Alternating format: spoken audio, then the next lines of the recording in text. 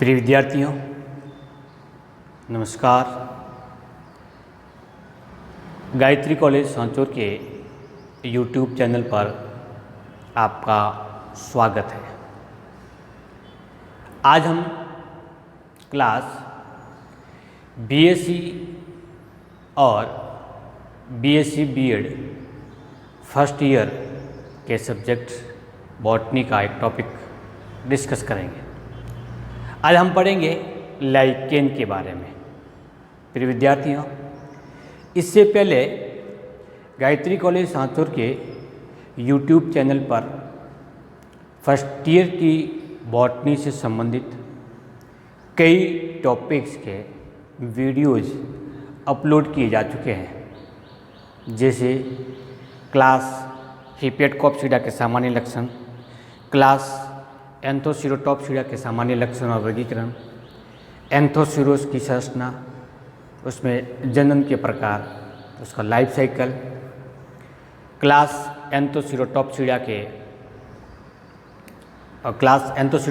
की बंधुताएं जैसे topics bryophytes के से रिलेटेड है को हम प्रीवियस वीडियोज में अब डिस्कस कर चुके हैं और इसकी वीडियोज इस चैनल पर अपलोड किए जा चुके हैं। इन वीडियोज़ को देखने के लिए आप चैनल को सब्सक्राइब कीजिए, इसको लाइक कीजिए और इसको अधिक से अधिक शेयर कीजिए। तो आज हम प्रारंभ कर रहे हैं लाइकेन का।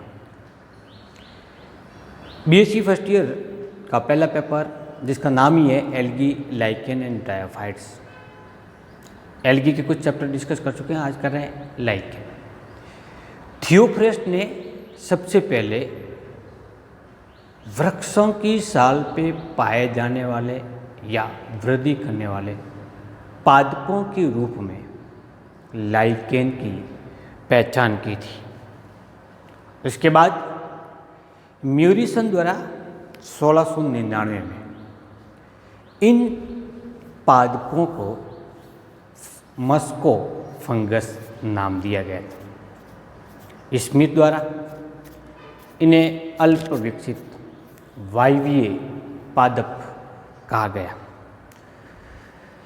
वायवीय और अल्प विकसित पादप के रूप में ही इन्हें लाइकेन के रूप में जाना लगा। लाइकेन का जब थैलस स्ट्रक्चर देखते हैं तो मूल रूप से ये एक सिम्बायोसिस प्लांट के रूप में जाने जाते हैं, जिसमें दो प्रकार के पादप समूह पाए जाते हैं, एक एल्गी और दूसरा फंगी।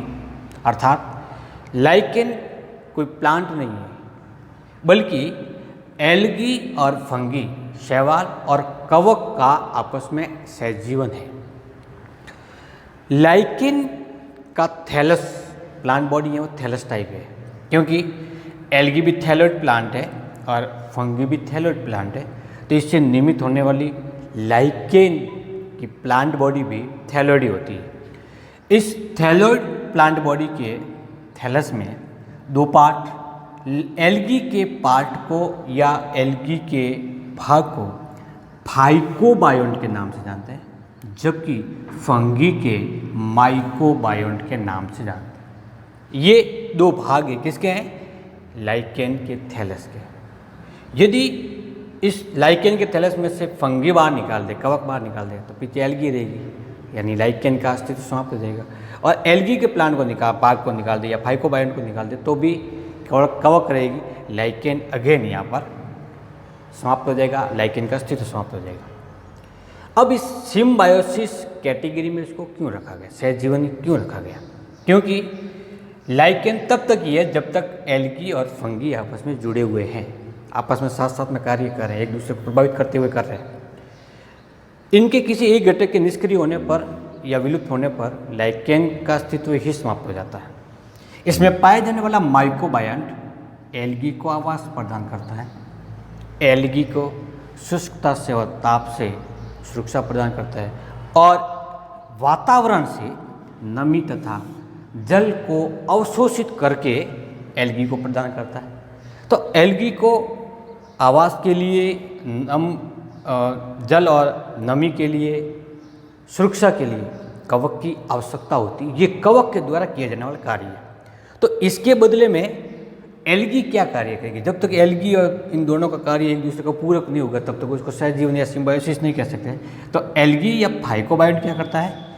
जो जल अवशोषित किया गया है और प्रकाश की सहायता से फोटोसिंथेसिस क्रिया के द्वारा भोजन का निर्माण करेगा, और वो भोजन एल्गी खुद के लिए प्रयुक्त करेगी और अतिरिक्त भोजन फंगी को देगी। तो फंगी हैं वो एल्गी पर भोजन के लिए आश्रित है। इसके अलावा यदि वो एल्गी साइनोफाइसी फैमिलीज का है, उस स्थिति में वो एल्गी वायुमंडलीय नाइट्रोजन का भी फिक्सेशन करता है, जिससे उस क्षेत्र में नाइट्रोजन की और कवक को नाइट्रोजनी यौगिकों की पूर्ति होती रहती है। तो मुख्य रूप से सारांश में यदि कहें तो फंगी जल अवशोषण के साथ में आवास प्रदान करता है और एल्गी प्रकाश संश्लेषण के द्वारा भोज्य पदार्थ निर्मित करके फंगी को देता है। इसके अतिरिक्त फंगी थैलस को अधस्तर से जोड़े रखने में सहायक होती है। तो ये था एक सामान्य सा इसका परिचय। एल्गी कहाँ पाई जाती है? तो ये सभी स्थानों पर सामान्य रूप से मिलने वाली पादपीय सस्तन है, जैसे वृक्ष की छाल, गलनशील काष्ठ जो जल में पड़े पड़े धीरे धीरे विघटित होने वाली है, गलनशील काष्ठ, सड़ी गलियाँ, पान, ह्यूमस युक्त मृदा जिसमें ह्यूमस की मात्रा सबसे ज़्यादा होती है, रेतीली मृदा, पत्थर, ज्वालामुखी से निकला हुआ लावा जो ठंडा हो जाता है, ठंडा लावा, सतह और दीवारों पर लाइकेन सामान्य रूप से पाया जाता है। विश्व में उसकी कुल 450 प्रकार के जीनस और लगभग 16,000 से अधिक जातियां अभी तक रिपोर्ट की जा चुकी हैं। जिस जगह पर या जिस स्थल पर यह पाया जाता है उसी के आधार पर उसके कुछ नाम रखा गया है, जैसे सेक्सिकोल्स। लाइकेन यदि वो चट्टानों पे पाए जाते हैं तो उसको नाम देते हैं सेक्सिकोल्स। चट्टान है तो जहाँ पर पत्थर और जहाँ पे जल की मात्रा बहुत कम होती है तो निर्जल या जल विहीन पत्थर पर भी पाए जा सकते हैं, सेक्सिकोल्स कहलाते हैं। यदि वो वृक्ष की साल पे पाया जाने वाला प्लांट है, लाइकेन है, तब उसको कॉर्टिकोल्स के नाम से जाना जाता है। तो एक लाइकेन ऐसा जो वृक्ष की साल पे पाया जाता है और दूसरा लाइकेन ऐसा जो चट्टानों पे पाए जाते हैं, पत्थर पे पाए जाते हैं। तो क्या ये स्थलीय हुए? तो स्थलीय तो सवाल ही पैदा नहीं होते, पादप पे पाए जाते हैं, चट्टानों पे पाए जाते हैं। लेकिन कुछ एक प्रजातियां ऐसी होती हैं जो एक्वेटिक्स कंडीशन होती है, एक्वेटिक्स कंडीशन में ये पाया जाता है, जैसे वेरुकेरिया एक एग्जाम्पल है और दूसरा एग्जाम्पल आता है इसका प्लेटीजेरा। तो वेरुकेरिया की सभी स्पीशीज नहीं है बल्कि कुछ एक स्पीशीज होती है जो कि लाइकेन का वर्गीकरण। सबसे मान्य वर्गीकरण 1967 में होले के द्वारा दिया गया था। ये वर्गीकरण मुख्य रूप से कवक घटक की प्रकृति तथा उसमें पाए जाने वाले फलनकाय के आधार पर किया गया है। फलनकाय कवक का जनन संरचना है जो एस्कोमाइसिटीज, बेसिडियोमाइसिटीज जैसे कवकों में अलग अलग प्रकार की पाए जाते हैं और इन्हीं फलनकाय को पेरिथीसियम, एपिथीसियम जैसी संरचनाओं के नाम से जाना जाता है। तो कवक कौन से समूह का है और इसमें फलनकाय किस प्रकार का है, इसके आधार पर लाइकेन को 3 समूह में विभक्त किया गया है। इसमें से सबसे पहला समूह या वर्ग है वो है एस्कोलाइकेन। दूसरा है पहला एस्कोलाइकेन, सेकंड नंबर का है बेसिडियोलाइकेन और थर्ड नंबर का है लाइकेन इम्परफेक्टाई। नाम से स्पष्ट है, लाइकेन शब्द जरूर लगा हुआ सफिक्स के तौर पर, लेकिन बेसिडियो, एस्को और इम्परफेक्टाई क्लास एस्कोलाइकेन के अंतर्गत कवक हैं वो एस्कोमाइसिटीज क्लास के होंगे। और एल्गी इसमें साइनोफाइसी कुल की पाई जाती है, साइनोफाइसी वर्ग की पाई जाएगी, जैसे नॉस्टॉक है, नवीना है, रिवोलेरिया है इत्यादि प्रकार की। इन्हें फिर दो उपवर्ग में बांटा गया है, जिसमें फलन काय के आधार पर है। ये जो पेरेंथीसियम पाया जाता है तो वो पायरेनोकार्पी समूह कहलाता है, अन्यथा जिम्नोकार्पी समूह। बेसिडियोलाइकेन के अंतर्गत मुख्य रूप से पाई जाने वाली कवक है वो बेसिडियोमाइसिटिस की है। जैसे ये बेसिडियोमाइसिटिस के ऑटोबेसिडियोमाइसिटिस समूह की सबसे अधिक कवक इस लाइकेन को बनाने में नियमित होती है। जैसे फॉर एग्जाम्पल कोरा एक कवक है जो बेसिडियोलाइकेन में माइकोबायोन के रूप में प्रमुख घटक के रूप में पाया जाता है। तीसरा जो वर्ग है वो लाइकेन इम्परफेक्टाई, इसमें पाई जाने वाली कवक है वो डिटिरोमाइसिटिस वर्ग की है। जैसे रेकोडियम या लाइकेनोथेरिक्स, ये दो ऐसी कवक है जो डिटिरोमाइसिटिस वर्ग की कवक पाई जाती है और एल्गी के साथ मिल करके लाइकेन इम्परफेक्टाई वर्ग का निर्माण करती है। इस प्रकार से विद्यार्थियों हॉले के द्वारा दिए गए वर्गीकरण के अनुसार लाइकेन के 3 वर्ग है, एस्कोलाइकेन, बेसिडियोलाइकेन और लाइकेन इम्परफेक्टाई। ध्यान ये रखना चाहिए कि ये वर्ग कवक और उसके अंदर पाए जाने वाले फलन काय की प्रकृति के आधार पर है। लाइकेन की बाह्य संरचना, प्लांट बॉडी होती है वो थैलोइड प्रकृति होती है। इसकी बाह्य संरचना के आधार पर लाइकेन को 3 समूह में विभक्त किया जाता है। पहला प्रकार परपट्टी में अथवा क्रुस्टोज प्रकार का, दूसरा टाइप्स फोलिएज अथवा पर्निल प्रकार का और तीसरा फ्रूटिकोस अथवा सुरपील प्रकार के लाइकेन। तो ये इसकी बाह्य संरचना के आधार पर 3 टाइप्स के होते हैं। परपट्टी में लाइकेन चट्टानों पर अथवा वृक्ष की छाल पर एक पतली परत के रूप में फैले हुए होते हैं। इनका थैलस चपटे आकार का होता है और गैमेटोफाइटिक प्रवृत्ति का होता है। ये अपनी अधर सतह से स्पष्ट रूप से डॉर्सल और वेंट्रल सरफेस में डिवाइड होता है। अधर सतह से या वेंट्रल पार्ट से छोटी छोटी तंतुल संरचनाएं निकलती है। इन संरचनाओं को राइजिन नाम देते हैं। ये राइजोड से भिन्न है। राइजिन अशाखित होती है और इसी के द्वारा ये किसी सब स्टेट जैसे वृक्ष की छाल अथवा चट्टान से पूर्ण रूप से चिपका हुआ होता है। इस प्रकार के लाइकेन के थैलस का आकार गोलाकार और अंडाकार हो सकता है। थैलस सामान्यतः शाखाओं में विभक्त होता है। परिपक्व अवस्था में इसका रंग लाल, भूरा, गुलाबी या पीले रंग का होता है। जैसे इस प्रकार के लाइकेन का एग्जाम्पल है हीमोटोमा या ग्राफिस।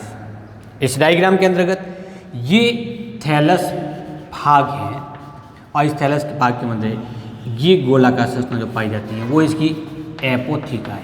एपोथीका स्टूडेंट्स इसकी जनन संरचना है जो कवक के द्वारा निर्मित होती है। तो इस प्रकार से सामान्य परपट्टी में लाइकेन चट्टान पे पाया जाएगा अथवा वृक्ष की छाल पे पाया जाएगा, चपटा होगा और राइजिन के द्वारा अधिस्तर से जुड़ा जाता है। सेकेंड नंबर के पर्णिल प्रकार के, फोलिएज प्रकार के, नाम से स्पष्ट है पर्णिल अथवा पर्णों के समान, पर्ण के समान। तो पर्णिल होने के साथ साथ में ये पालीवत भी होता है। आंशिक रूप से अधस्तर से जुड़ा होता है, जोड़ने का कार्य राइजिन करती है, लेकिन इसमें पाई जाने वाली राइजिन सामान्य तौर पर शाखित होती है और उस राइजिन का अग्रभाग फूल करके डिस्क के समान हो जाता है, बिंबाब हो जाता है और यही बिंबाब नुमा संरचना अग्रभाग से श्लेष्मा का स्रावण करती है, जिसके कारण थैलस अधस्तर से मजबूती के साथ में जुड़ा हुआ रहता है। क्रुस्टोज लाइकेन विकसित प्रकार की होती है, फोलिएज में अल्प विकसित प्रकार की होती है, लेकिन डिस्क के पाए जाने के कारण थैलस मजबूती से अधिष्ठ से जुड़ा होता है। इस प्रकार के लाइकेन का रंग गहरा भूरे रंग का होता है, जैसे पार्मेलिया है या कोलेमा है। ये वृक्ष की सतह पर या सबस्ट्रेट पर आसानी से पर्णिल संरचना के रूप में ये पाया जाता है। तो ये जो डायग्राम के रूप में निरूपित हो रहा है वो लाइकेन है, जबकि इसके पीछे वाला ये गोलाकार संरचना सबस्ट्रेटम है। सबस्ट्रेटम से ही राइजिन द्वारा जुड़ा रहता है। तीसरे प्रकार की कंडीशन है वो फ्रूटिकोज, जो पूर्ण रूप से वृक्ष में या वृक्ष का प्रकार के लाइकेन होते हैं, झाड़ीनुमा रूप में दिखाई देते हैं और शाखित रूप से होता है। थैलस होता है उसका बेलनाकार होता है या रिबन के समान चपटा होगा और शाखित प्रकार का होगा। इस थैलस में क्योंकि लटका हुआ होता है इसलिए इसके ऊपर डॉर्सल सतह अथवा डॉर्सल और वेंट्रल सरफेस के अंदर ये डिवाइड नहीं होने के कारण ऐसा थैलस अविभेदित कहलाता है। रंग इसका धूसर, भूरा, हरा या पीले हरा अथवा ये काले रंग की संरचना के रूप में दिखाई देता है। इस प्रकार के लाइकेन का एग्जाम्पल एल्वेनिया और असनिया का आता है। तो ये जो डायग्राम जो निरूपित करा है वो फ्रूटिकोज लाइकेन को निरूपित करता है। इस प्रकार से विद्यार्थियों लाइकेन की बाह्य संरचना के आधार पर लाइकेन 3 प्रकार का हुआ, क्रिस्टोज लाइकेन, फोलियोज लाइकेन और फ्रूटिकोज लाइकेन। ये तीनों ही प्रकार के लाइकेन एग्जाम की दृष्टि से इम्पोर्टेंट होता है, क्योंकि एग्जाम्स के अंदर इससे संबंधित एक छोटा सा प्रश्न आता है कि क्रिस्टोज लाइकेन या परपटियम लाइकेन पर टिप्पणी कीजिए अथवा फ्रूटिकोज लाइकेन क्या होता है उदाहरण से इसको लिखिए। तो सामान्य लक्षण और उदाहरण के साथ में डायग्राम बनाना होता है। विद्यार्थियों आज की इस क्लास में हमने पढ़ा लाइकेन की सामान्य संरचना, बाह्य संरचना और उसका वर्गीकरण। नेक्स्ट क्लास हम पढ़ेंगे लाइकेन के थैलस की आंतरिक संरचना।